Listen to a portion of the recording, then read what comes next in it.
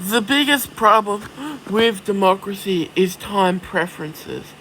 Of course, democracy incentivizes short-term growth so it can win the next, so a party can win the next election. They're focusing on how can I win the next election instead of how can we make the country best in 50 years. So that is a well-known problem. Now, the some people believe that that pretty much there should be longer times in between elections for like I don't know 5 years. Now I think 5 years is way too much, and what I've noticed is that the people are actually very smart compared to the politicians. I'd say they're just as smart.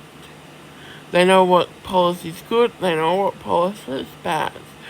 So the I think the pro democracy people who think that elections should should take longer so the government can do unpopular but necessary things. I think that's completely wrong because you look at the lockdowns, the people were fine with short term pain for long term gain.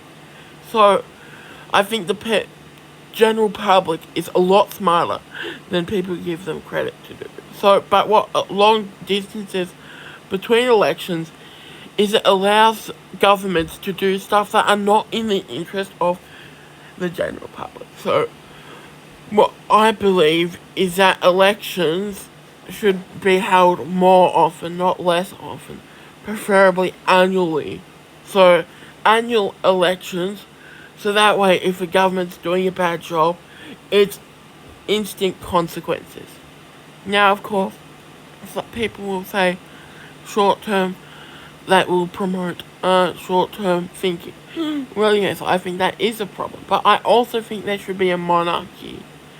Because if you have a king and he has actual power, so like, I think kings, you look at the American, he's like Swaziland or Jordan or whatnot. The leader of the country is the king. So it's his government and he has power over the government and stuff. But yeah.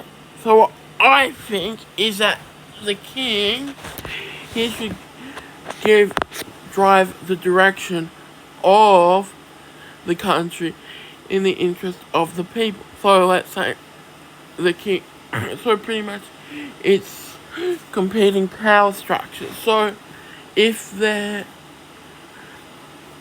I don't let me think maybe they're not screwed. So yeah, pretty much the king his duty is to he wants his country to prosper.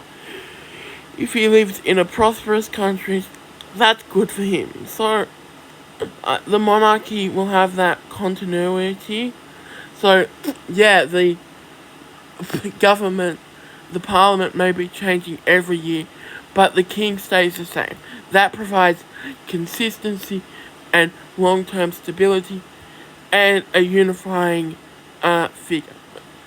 Meanwhile, the parliament, their job is to carry out the duties of the king and stuff. But also, the king shouldn't have too much power over the parliament. They should be equals. So there should be a lower house, there should be an upper house, and there should be a king. All three of these institutions should compete with each other, and they should be able to hold each other accountable.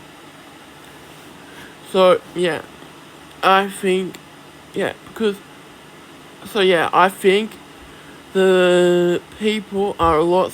So I consider myself anti-democratic, but I would actually consider myself more pro-democracy than the Democrats because democracy is elections. It's the people getting a voice and choosing who their leader is. And the people who are pro-democracy, they might, well, honestly, to be perfectly honest, they think they're smarter than the general public, which is not true. I think even if you've got a high IQ, like you got 150 IQ, 10 people of 90 IQ will be smarter than one person of 150 IQ, in my opinion. So yeah, also the collective is always smarter than any given individual.